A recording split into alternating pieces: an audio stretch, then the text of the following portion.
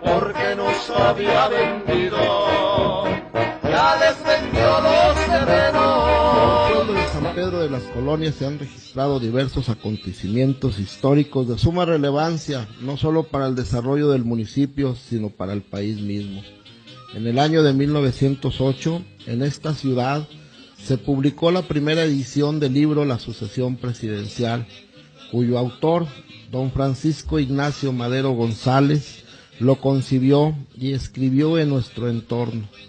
La gente que se ocupa de la historia señala que el libro La Sucesión Presidencial fue la génesis de la Revolución Mexicana y que si en Dolores Hidalgo, Guanajuato, se fraguó la conspiración para llevar a cabo la Guerra de Independencia, aquí, en San Pedro de las Colonias, tuvo lugar la conspiración para iniciar la Revolución Maderista, la cual básicamente buscaba la democratización de Francisco y Madero González llega a San Pedro de las Colonias en 1893.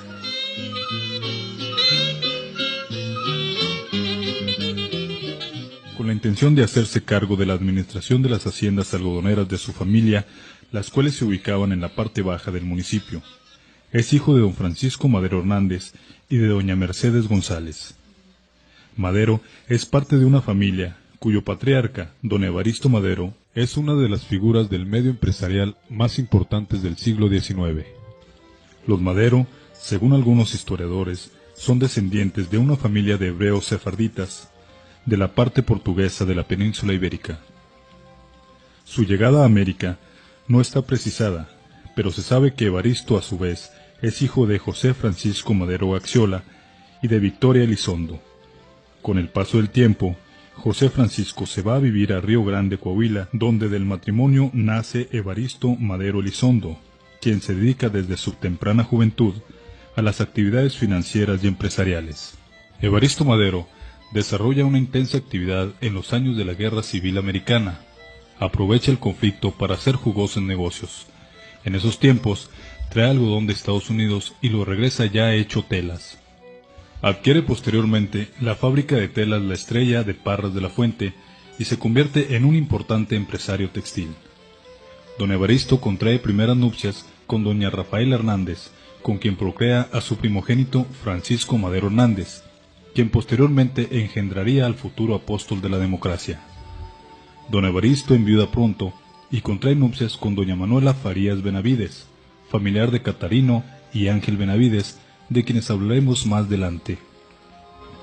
Ya establecidos en Parras y dedicados a los negocios de la familia, Francisco Madero Hernández y doña Mercedes González Treviño fundan una familia de la cual el primogénito es Francisco Ignacio. Por cierto, algunos escritores, políticos y hasta historiadores, dizque muy serios, erróneamente le han llamado Indalecio, pero no, su verdadero segundo nombre era el de Ignacio, y así consta en su acta de nacimiento. La primera infancia de Madero transcurre en la quietud de la vida parrense. La hacienda del Rosario toma su nombre porque a las 6 de la tarde todos los días se reza el Rosario. La familia de Panchito, como ya lo llamaban cariñosamente, crece. Los hermanos de Francisco son 13 y fueron Emilio, Magdalena, José, Mercedes, Rafaela, Gustavo, Alfonso, Raúl, Julio, Gabriel, Ángela, Evaristo y Carlos. Madero crece también en un pueblo lleno de mitos y leyendas de historias de aparecidos, cosa que influirá determinantemente en su vida y que lo conducirá también al estudio del misticismo. Madero sale de su pueblo muy pequeño a estudiar.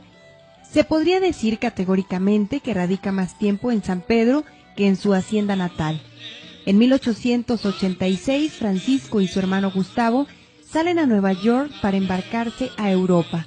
Los adolescentes coahuilenses son inscritos en el Liceo de Versalles, donde aprenden la cultura europea. Sin lugar a dudas, aquel periodo de tiempo fue muy interesante. El joven Madero, retraído pero de suma inteligencia, conoce la Europa de fines del siglo XIX. París era en ese tiempo un hervidero de ideas. Se acababa de publicar el Manifiesto Comunista. Esta era la época del surgimiento de los grandes movimientos vanguardistas. Se desarrolla la psicología moderna. La sociología como ciencia está en pañales. Es el tiempo de Pasteur, y los grandes descubrimientos. Madero en París se entera de los grandes avances que viven los países que tienen regímenes democráticos y cómo estos avanzan a pasos agigantados en la culminación de la revolución industrial. Francisco y Madero, al conocer Europa, conoce también el contraste entre aquel mundo moderno y desarrollado y el entorno en que ha nacido. Madero nace en 1873, cuando acaba de morir Benito Juárez, cuando se acaba de establecer en el poder Lerdo de Tejada y cuando Porfirio Díaz ya se había levantado en armas en 1871 contra el mismo Benito Juárez, con el lema de sufragio efectivo, no reelección. Madero crece en el porfiriato. En su país no conoció durante su vida más que ese régimen autoritario, por eso sin duda el choque con otras formas de gobierno fueron determinantes para su formación ideológica. Madero en Europa estudia con ahínco, es una esponja que absorbe todo el conocimiento que tiene a su alcance. En ese periodo europeo, también Madero empieza a tener contacto con las cuestiones espiritistas. En esos años en París existían muchas personas interesadas no solo en los problemas de este mundo, sino también en las relaciones con el más allá. Esta faceta de Madero ha sido estudiada por muchos investigadores y sin duda es importante comentarla para entender el espíritu místico que le imprimió Madero a la lucha que después emprendería. Los hermanos Madero regresan a México en 1891. De nuevo en Parras, la familia decide enviar a Francisco y a Gustavo a California para que continúen sus estudios de agricultura. En esta ocasión, Gustavo y Madero son acompañados por sus hermanas Mercedes y Magdalena. Ellos son matriculados en la Universidad de Berkeley y ellas en Notre Dame.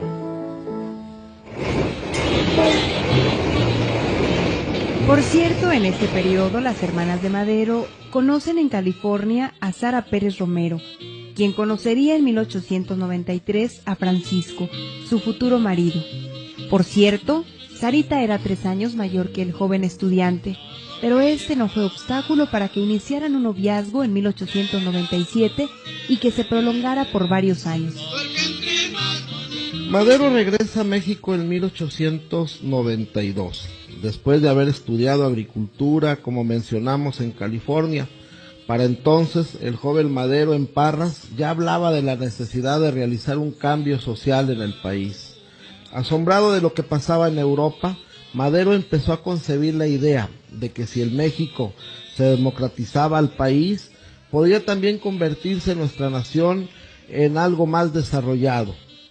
Madero conocía obviamente la terrible desigualdad social que existía en México y desde entonces sabía perfectamente que ésta se debía en mucho a los regímenes autoritarios que el país había padecido. Algunos biógrafos oficialistas dicen que don Evaristo Madero decidió enviar a Francisco a San Pedro para que se hiciera cargo de las haciendas algodoneras que tenía la familia en esta entonces villa, las cuales ya para entonces eran las que surtían de materia prima a las empresas textiles de la familia. Bueno, esa es la versión oficialista, porque la versión popular es que don Evaristo, preocupado por las inquietudes de su nieto, comprendió que Madero en Parras se podría meter en muchos problemas. Parras era entonces un pueblo muy conservador, inclusive se asegura que en ese pueblo pocas personas prestaban atención a lo que Madero decía, y ante tanto barullo, el patriarca de la familia decidió enviarlo a San Pedro, pensando que al dedicarse a la administración de las haciendas algodoneras, se olvidaría un poco de sus alocadas ideas. Madero llega a San Pedro de las Colonias en 1893, a los 20 años, y se incorpora fácilmente a la vida de aquella villa, que tenía unos 5 o 6 mil habitantes y que en ese tiempo era un emporio agrícola. Recordemos que después de la Guerra Civil Americana, la industria textilera se arruinó en aquel país, y al abrirse las tierras de la comarca al cultivo de algodón, estas surtieron a la industria mexicana de la materia prima para la elaboración de telas. San Pedro era entonces parte del distrito de Parras. Los maderos se habían hecho en este lugar de grandes extensiones, principalmente en la parte baja, destacándose sus haciendas de Candelaria, Tebas y Palmira. Madero, al llegar a San Pedro, se dedica a la agricultura con mucha pasión. Inclusive se habla de que Francisco Ignacio introduce nuevas variedades de algodón e inicia algunas técnicas de la siembra con los conocimientos adquiridos en Estados Unidos. Madero encuentra en San Pedro, en esos años, no solo la tierra fértil para sembrar algodón, sino también para sembrar sus ideas. A diferencia de Parras, en San Pedro se encuentra con muchos personajes muy inquietos. El pueblo de San Pedro era en esos años un pueblo muy animado. Recordemos que nuestro pueblo fue fundado por un puñado de liberales, soldados juaristas que participaron en la Guerra de Reforma y de Intervención. Eran gente sin muchos prejuicios sociales y de espíritu, como les digo, muy liberal. En este pueblo, San Pedro hace muchas amistades. Se cuenta que traba una amistad muy grande con don Francisco Gámez, con los Benavides, en especial con los que llama tíos Ángel y Catarino, así como con los hermanos Aguirre Benavides, también oriundos de Parras, pero avecindados entonces en San Pedro. Conoce a Gabriel Calzada y muchos personajes más, con los que habla de sus ideas democráticas. Madero, aparte de místico, era, como les comentamos, también un liberal mexicano y perteneció a la respetable logia Mariano Escobedo del Rito Mexicano, cuyo local, en la actual calle Zaragoza, fue escenario, sin duda, de algunas de las más interesantes discusiones que sostuviera Madero para argumentar sus tesis de que México se democratizaba, o quién sabe qué pasaría, porque con el régimen porfirista muy difícilmente saldríamos adelante. En esos años Díaz gobierna con mano de hierro, pacifica por la fuerza al país. En esos años los caminos eran asolados por grupos de bandoleros. Díaz los extermina poniendo en vigor la famosa ley fuga, la cual consistía en matar a los delincuentes argumentando que pretendían huir. Pero don Porfirio no solo logró pacificar por la fuerza al país, sino que también logró eliminar a sus críticos, aplicando los mismos métodos. El general logró también realizar importantes obras, como fue el tendido de vías de ferrocarril y la construcción de muchos puertos. México empezó a crecer, surgieron grandes empresas e industrias. La represión porfirista es justificada con el auge económico. Con miras a las elecciones de 1904, los mexicanos se organizan para participar en las elecciones presidenciales. Se organizan grupos y clubes por todo el país. Se pretende cambiar ya al dictador. En San Pedro, Madero ha encontrado tierra fértil para sus ideas. Se ha organizado con un grupo de amigos y compañeros de la logia. Aparte, ha compenetrado ya en nuestra sociedad, la sociedad sanpetrina, donde es estimado por su carácter. En esos años, Madero practica en San Pedro la medicina homeopática y cura a sus peones con chochitos y ese tipo de medicinas. De carácter bonachón, Madero se gana el aprecio del pueblo sanpetrino. Se habla que por las tardes paseaba por la plaza platicando de las cosas que sucedían en el país. Con los demás vecinos compartía ideas e impresiones. Su casa era ya la que está en la esquina de la hoy calle llamada precisamente Madero y la avenida Hidalgo.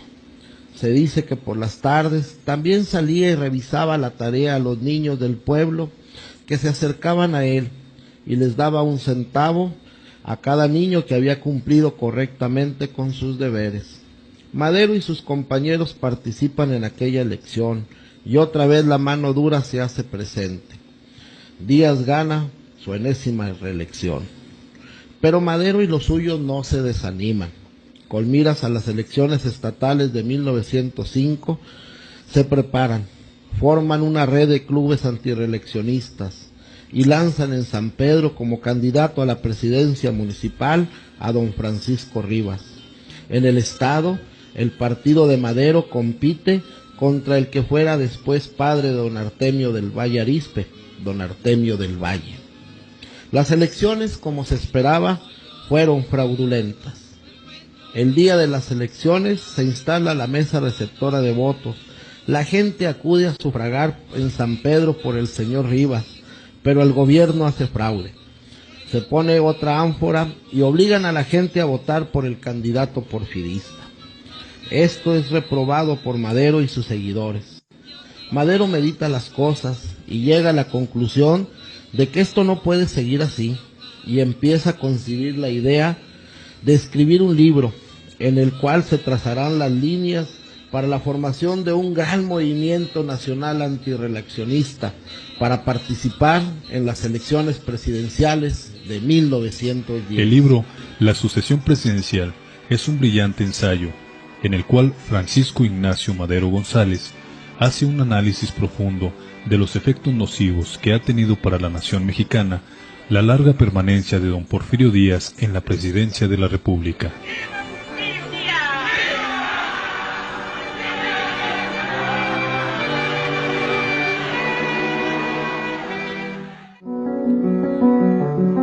A lo largo del texto, Madero nos deja ver que es un hombre extremadamente culto. El libro lo escribió Madero entre los 33 y los 35 años. A pesar de su juventud, se nota que posee una cultura notable. Madero reflexiona en cómo el poder absoluto, a través de los siglos, ha conducido al fracaso a las naciones que lo han padecido. En el texto se menciona también los efectos negativos del militarismo y de cómo llega a perjudicar a una sociedad un régimen conducido por militares. En su extenso relato, Madero pone ejemplos de la antigüedad y de su pasado reciente, en los cuales los déspotas, con sus tiranías, han impedido el desarrollo de las naciones, y habla de cómo aquellos países que se han presidido por regímenes democráticos y participativos han logrado salir adelante. Al hablar de nuestra América, Madero cita ejemplos como el de Bolívar, quien rechazó perpetuarse en el poder con la esperanza de que su patria americana progresara democráticamente, y menciona los vergonzosos casos de las dictaduras que solo han dado desgracias a nuestros pueblos. Sobre el militarismo hace un extenso análisis. Comenta que una vez terminadas las guerras de independencia o contra los extranjeros, los señores de la guerra siempre han exigido su compensación por los supuestos servicios a la patria, y menciona el caso de México en la lucha contra España y en las guerras de intervención y reforma. También se esfuerza por demostrar que en nuestro país en esos años se vivían los efectos del militarismo y se tenía un régimen autoritario, donde el rebelde antirreeleccionista de Tuxtepec había hecho suyo el poder de manera absoluta, y habla de cómo Díaz, después de ser un gran héroe de las guerras juaristas, se convierte en un tirano. Pero Madero no solo hace el diagnóstico de la enfermedad. En su texto, Madero propone qué hacer para terminar con la dictadura. Primero propone crear clubes en todo el país, luego elegir democráticamente a una dirigencia, y después propone la celebración de una gran convención nacional para la nominación del próximo candidato que enfrentará a Díaz en las elecciones de 1910. Madero, por cierto, a lo largo de su texto, habla del rechazo a la violencia. Le pide a Díaz que deje el poder pacíficamente, que no conduzca al pueblo que lo admira a otro baño de sangre como los muchos que se han dado en México, en las pugnas por el poder, y recuenta las masacres, la pérdida del territorio nacional con los gringos y la nefasta época de Antonio López de Santa Anna. Madero, por cierto, en la primera edición de su libro, propone ponerle al partido el título de demócrata, pero después de esa primera edición surge una agrupación de gente ligada al dictador que le ha puesto ese nombre, por lo que Madero, a partir de la segunda edición, corrige y propone que el partido se llame antirreeleccionista. Madero concluye su texto haciendo un resumen de lo tratado. Primero expone los efectos nocivos del militarismo y del poder acumulado en una sola persona. Después habla de que el progreso material no basta para que una nación se desarrolle, al afirmar que es necesario que los buenos mexicanos deben organizarse para participar en un gran movimiento nacional democratizador antirreeleccionista, con miras a las elecciones de 1910. Madero, en esa parte, vuelve también a hacerle un llamado al dictador para que se vaya del poder por su propia voluntad. Inclusive, le dice que permita que el vicepresidente se le elija democráticamente y que para hacer tersa la transición permita que éste, una vez que él muera, ocupe su cargo. Lo llama pues a propiciar una transición pacífica. Madero obviamente fue tachado de soñador y hasta de loco, pero él en este pueblo de San Pedro de las Colonias encontró seguidores, sembró su semilla y ésta se extendió por todo el país, el cual estaba lleno de los buenos mexicanos a los que se refiere Madero. Don Francisco I. Madero, después de la publicación del libro, continuaría viviendo en San Pedro de las Colonias. Aquí fundó los primeros clubes antireeleccionistas. Aquí lanzó su candidatura a la presidencia de la República y aquí inició su peregrinar en pos de la democracia mexicana y en pos del sufragio efectivo y la no reelección. Él vivió aquí hasta mediados de 1910. Se tiene correspondencia fechada o recibida en San Pedro. Aquí, el futuro apóstol encontró una tierra generosa y encontró también el respaldo de gente que amaba tanto como él a este México nuestro. Es definitivamente un motivo de orgullo y es definitivamente un gran compromiso pisar las mismas calles por las que un día caminara ese hombre de corta estatura pero gran espíritu que fue don Francisco I. Madero, quien vivió con su familia en este pueblo por casi 17 años y que hizo de San Pedro de las Colonias su hogar y, como él mismo dijo en uno de sus históricos discursos, la cuna de la Revolución Mexicana, porque si en Dolores Hidalgo se llevó a cabo la conjura para la Guerra de Independencia, en San Pedro y en esos parajes como el de los Cuates de Australia se engendró la primera revolución social del siglo XX. ¡Viva Madero! ¡Viva Madero!